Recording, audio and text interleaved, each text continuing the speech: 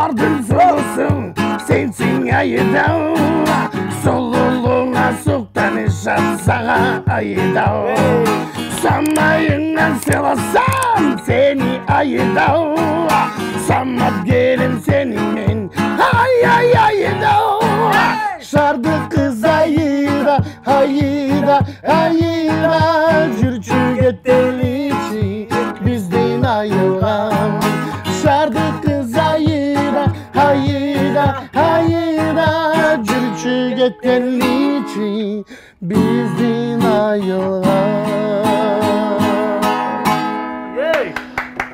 Салам Супер ТВ каналының көрүүчүлөрү, кезектеги Обужок Отут суроонун коногу бүгүн позитив тартуулайбыз. Анткени бүгүн бизде конокто Марс. Ассалам алейкум. Кандайсыздар? Насипбек ден солтарыңыз. Оттун жанында отуруп, жаман терде отуруп. Айыл от чаккан окшойт мен келет. Анын үстүнө жазда келбей кыйрап жаман ураттыгы барыбыздычы. Бираздан кийин алмакчы болобу. Ошентели. Келиңиз эми баштайлы. Салттайланган эң биринчи сурообуз бул азыркы учурда Марс деген ким? Мен үчүнбү? Чеке өзүңүз үчүн. Марс деген бул атым образым, бул ырчы деп эсептейм. Ички дүйнө Марс, баягы эле Марс. Мыкты. Негизи пижамаңызга даярдалган суроолор бар болчу да, бүгүн эмнеге кийип келбей койдуңуз? Ошо пижаманы айтсаң, пижаманы кийгеле көрмөймүн да мен. Эми биз ойлогонбуз ар бир эфирге чакырган сен пижама кийип келчи деген суроол. Мен ар кандай? Канча? 4-5-6 тонн алып кел десең деле 6 тонн алып келе келмекмин. Канча пижама бар үйдө? Үйдө так бир 10 бар. 10 барбы? Негизинде көп айтышабы, эмнеле могу пижамаңды чечишип, эмнеле ушуну кийип жүрөсүң дегендер болобуз же? Уурдап чыккандан бери, конечно, баардыгы эле ошентишет, бирок ал пижама эмес да негизи. Айтыңызчы кенен эле. Бренд деп коет да негизи. Анан мен ошонтип эле кийинем, анан көйүнчөсүн баарында ошо мен туура эмес кылып алганмын, башында тигип аткан. Пижама кошуп калганмын. Өзүңүз деле окшотуп турбайсызбы демек пижамага? Жок, мен негизи пижама эмес болчу, мен башында өзүм ошол форманы жаңы биринчи кийип чыкканда уялбай эле көчөдө эле кийип жүргөм. Анан элдин баары эле "Ти пижаманы көрдүңбү? Семиз пижама" деп атты эле. Ошондон кийин кийип уялып кичине клиптерге эле кие баштадым. Семиз пижама. Айтыңызчы, Марс деген атыңыз планетанын атынанбы же шоколадтынбы? Негизи планетанын атынан коюлган экен, муну чоң атам койгон, Марс деп атымды. Кичинекейдин атам башка атты айтып өтүшкөн, биринчи атым эч ким укпай эле койсун, өзүм билбейм деле деп. Эң биринчи ушул Марс деген атымды ошо чоң атам койгон, планета карын. Шоколадка тиешеси жок. Жок, шоколад кийим болот. Жакшы, Жылаңач Баатыр долбооруна катышпадыңызбы? Жылаңач Баатыр долбооруна жылаңачтандыңызбы? Элдин баары эле ошентип ойлошту, Жылаңач Баатыр десе жылаңач экен деп. Негизи жылаңач деле болгон жокпуз а жерден деп. Жылаңач Баатыр деген Чыпалак Баатыр деген сыяктуу окшош бериппи? Анысы бар. Мен ойлоп аткам ошо Чыпалак Баатыр чакырып атат деп, мана силер келип атасыңар десе, бул ошол кезде Чыпалак Баатыр хайп болот го деле өзүнчө. Мен ойлогом ушу Чыпалак Баатырдын проектиси окшойт деп. Шардык кыз айдабы же айылдык кыз айдабы? Негизи айылдык кыздар жакшы го дейм. Эмнеге? Айылда өскөндөн кийин баягы көп нерсени, көп кыйынчылыкты башынан өткөрөт, анан шаардагылар болсо, ой, я не такая дегендер. Ошондойлордон да. Алыс кызын деп. Тердеп кеттиңиз бе, аршын алыңыз. Алмашолбойбу? Мен бышып калдым. Жакшы. Эгер сизге жаңы сөгүнө турган сөз ойлоп табыш керек деген болсо, кандай сөз ойлоп табат элеңиз? Сөгүнүү жөнүндө? Эми сөгүнүш керек, бирок жаңы сөз, анан ал эмне түшүндүрөт да? Пычы деп коймокмун да койсун. Эмне пычы? Көбөк кичинекейден ушу көп сөз айтчым да, пычы деп элечи. Эмне түшүндүрөт ал? Елки-палки деген сыяктуу. Ошондорчу да кыскартып мен анын башын угуп калдым ошондорчу да, пычы деп. Өзүңүздүн көзүңүз өзүңүзгө жакпайт, ошон үчүн азыр китап окуп жүрөсүзбү же кандай? Мен көзүм татынакай эле. Негизи. Просто элдерге көрсөткөндө уялам да койсун. Жа тамаша, негизи көзүм жакшынакай эле, элдикиндей эле, просто баягы образ бергенден продюсерим ошол нерсени аягына чейин колдонсоң баягы элдин баарына кызыктуу болуп, анан силерге ошон журналисттер суроо берсин деп атайын келгенбиз да койсун. Ушул договор качан бүтөт? Келишим. Ачкыны чечиш керек. Бир жылдан ачкыны чечет болушубуз керек буюрса. Аз калып турган да? Аз калды. Ачкыдан. Ачкыдан кайын болду. Канча ачкы бар үйдө?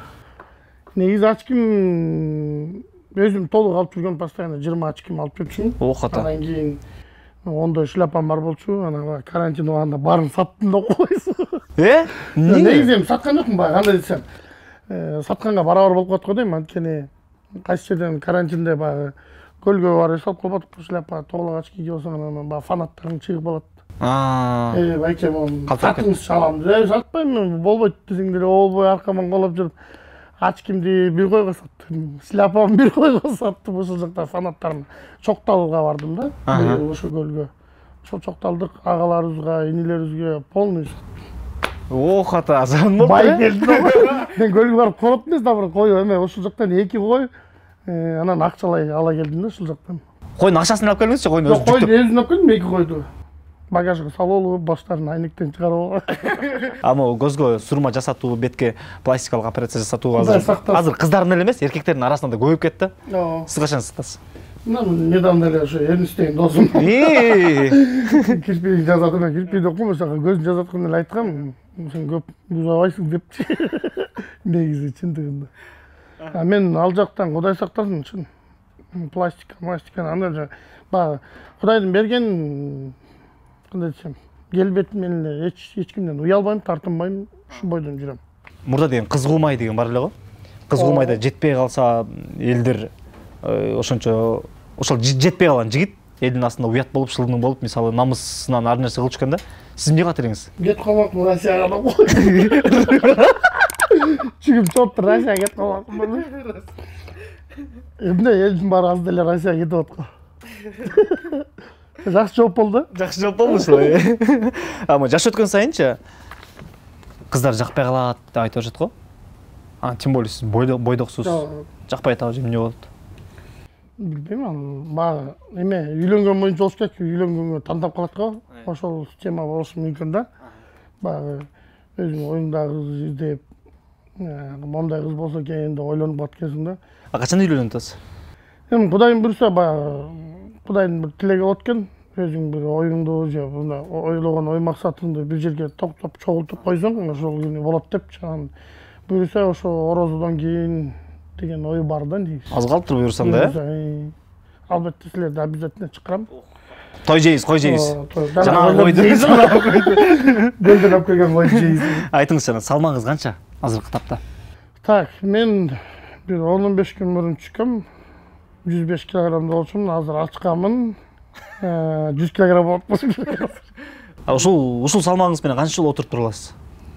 Канча жыл отуруп тура аласыз? Отуруп турбап көрбөптүм деле, бирок билбейм, отуруп тура албашмын. Мен өзүмдү негизи башка толук адамдардын арасынан өзүмдү жеңил сезем. Неге дегенде мен футбол ойнойм да ишик бар. Сизди бир уктатып коем деп турупчу. Өзү уктап калган адамдар болду беле? Же тескерисинче да? Сиз бирөөнү бир уктатып коем деп туруп өзүңүз уктап калган учурчу? Бир уруп уктатып койгон учурлар билбейм, мени эч ким деле антип уктаткан эмес деп ойлойм да. Бирок мен эстен чыгып кетти. Эч ким уктатпапты. Сиз уктаттыңызбы? Менби? Айтып койсом тиң бар зайли жазып эмес да. Болгон, көп эле болгон. Мен негизи өзүм мындай бирге бир чыкканды жакшы көрөм да. Акыркы жолу качан официалдуу түрдө таанышууга чыктыңыз эле кыздар менен? Мен даже билбейт экенмин, мен көптөн бери антип таанышууга деле барбаптырмын. Анан кантип үйлөнөсүң? Негизи бар өзүм. Ошону айтып атасызбы? Мен девушкам жөнүндө мындай башка кыздарды айтып атасыз. Негизи общий сурап келип туруп эле, анан девушкаңызга токтоюн дегем да. Биякта отурган девушкаңызга ошого жооп бербей атасыз азыр, э? Неге? Не деп коет да? Тияктан гитара башка келип данк деп тийсе. Уктап барат мына деп эле. Жок, негизи мен чындыгын айтам, мен чындык менен жүрөм да, негизи. Мен мынтип азыр мындай бирөөлөргө барып чалып, таанышып эмелер жок негизи. Айтып атпайм, бир канча жыл мурун, канча десем 5-6 жыл мурун ушундай болчумун мен. Качан ачыктайсыз жеңибизди? Кудайым буйруса ошо. Эфирлерге барган сайын айтып атам, анан ачыкка чыгаргандан азыр эксклюзив майдан кийин буйруса. Эксклюзив кылбайлыбы азыр? Жок. Азыр мындай эле өтүп кетсин да. Нема болду? Эгерде сиз 1 саатка көрүнбөй турган мүмкүнчүлүккө ээ болсоңузчу, каяка барат элеңиз? 1 сааттын ичинде эмне кылып көрөт элеңиз? Неледен болсомбу? Банкка кирмекмин деп койсуң. Эмнеге? Жана ошо. Элдин баарын, карыздын баары, кредиттин баары ошол жакта да. Робин Гуд болмокмун да.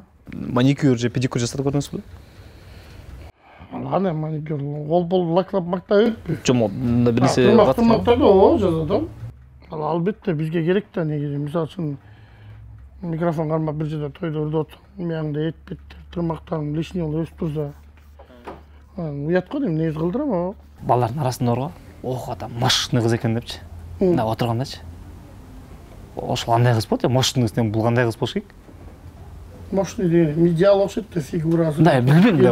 Эркектер өзүнчө отурганда көчөдөн бирөө өтүп барса, ох, ата мощный кыз экен деп өзүнчө ичара сүйлөшүп каласыз го анан. Ички дүйнөсү бирок не мощный, Билбейбиз да анан. Жанында ошол кандай кыздарды мощный дейбиз негизи эркектер. Жанагындай бизде кондуздорду алып чыкканда 90-60-90 деген негизи баягы эркектерге идеал эсептелет да негизи. Эгерде сиз мушташсаңызчы, не UFC жакында чыгарай деп отурду. Фондо кайсыл музыка ойноп турмак? Кыргыз деп ойлойм. Негизи могу ырчылардан ушундай бир мелдеш болсо, ким менен чөт элеңиз? Манас Салыкулов, Адилет Азимов, анан Аксай. Эркектер учса Супермен, аялдар учса Жезкемпир деп болушат го азырчы. Эмнеге андай? Билбейт экенмин эмнеге. Жезкемпир да ал илгери бизге ошол Жезкемпир болуп калганда ал деген Жезкемпир деген эмеде эмнеле? Тазиктеби? Тазикпи же эмнеле? Шыпыргыда учат да алар. Эмеде да учат да ал Жезкемпир. Эмнеле? Эсте албай атпайм. Короче, Бачокто. Бачокто учат да негизи Жезкемпир. Американецтердин Жезкемпири ал Шыпыргыда учат. Негизи ошондой да. Эгерде сиз ары болсоңуз, кайсыл ырчы айымдын оозуна ботекс салат элеңиз? Клара Женкин чакмакпын. Клара Левеканова? Клара Жен оозу ичке анандай. Клара Жен оозун чаксам мындай. Сочный болмок дейм. деп күлдү. Сиз өзүнүн салмагын көтөрө албаган ары болмок болушуңуз керек, улам. 2 метр учуп барат. Учуп барат, кайра учуп барат. Ама кызды үйдө кыл жатпайт дейт да. Жигит үйдө эмне жатпайт? Кыл жатса да жөн жатпайт. Эркекти үйдө эмне жатпайт? Эркек өзү жатпайт. Аял ушул жокту жакшы. Аял өзү жатпайт. Аял өзүн чукуп жатсын. Буга чейинки Оожоктун 30 суроосунда Салтанат Шекенова эжеке келген. Анан Шекенованын суроосу мындай болду да. Акчаларды каяка чачасың? Мындай ал акчаны, например, үйүңө ата-энеңден башка мындай лишний трата денегтерди каяка? Эми аранжировканы аркы эркелерге эле коротом мен негизи клипке. Мисалы үчүн мен чындыгын айтканда мен буга чейин да ошондой болчумун да. Азыр да кичине мындай баягы өзүмө кичине жумшап жумуштарыма аркы эрке болуп калпай. Буга чейин мен тойдон эмне акча тапсам, ошол акчаны клипке же ырга кетирчүмүн. Эгерде эркек бала болсо, то же самое. Кыздан кандай сыйды күтөсүң? Эркектин намысына тийгизбегенге чейин мындай башка нерселерди кылса, сүйлөсө, например. Ошол сыйлаганга жетет го дейм. Негизи. Эркектен кийин орунда турса деген ойм. Сиздин кийинки келе турган конокко 3 сурооңузду калтырып кетиңизчи. Кийинки келе турган конок кызбы, эркекпи белгисиз. Бирок 3 суроо калтырышыңыз керек. 3 суроо калтырышым керек. Жашоодо кимге мындай эсте калып калган жакшылык нерсе кылганы, эң могу жүрөгүндө так калбаган, эң арзан баада чыккан той. Баткен областы ошо канчанчы жылдары эме болгон. Бөлүнүп чыкканба? Жок, эме болуп. Область болуп эме болгон да. Анткени негизи мындай общий карачы да мурунда. Ошо Баткен область болуп качан бөлүнгөн. Кыргыз элибизге сиздин каалоо тилегиңизди каалайм. Кыргыз элиме эмнени каалайм? Эң биринчиден ошо ден соолук. Кыргыз элибиз көбөйөрөлү, кыргыз элибизде тынччылык болсун, молчулук болсун, токчулук болсун. Урматтуу Супер ТВ каналынын көрүүчүлөрү, кезектеги Оожок 30 суроонун соңуна келип жеттик. Бүгүнкү биздин коногубуз дагы бир жолу эскерте кетели. Марс эстрада ырчысы болду. Кийинки эфирден көрүшкөнчө сак саламатта туруңуздар.